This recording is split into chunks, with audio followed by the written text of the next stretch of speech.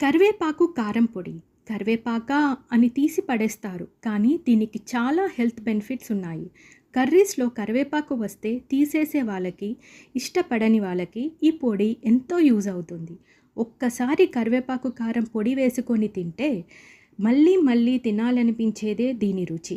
నీడలో ఎండబెట్టిన తాజా కరివేపాకు, ఎండు మిరపకాయలు, పప్పులు, నువ్వులతో వేయించి చేసిన పొడి.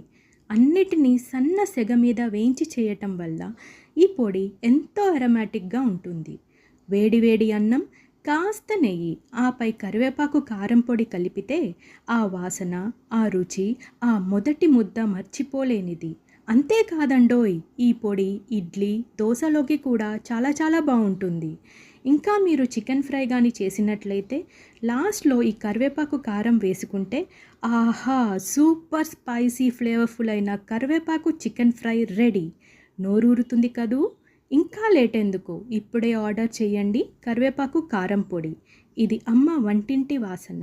మళ్ళీ మళ్ళీ మనని వెనక్కి లాగే జ్ఞాపకం.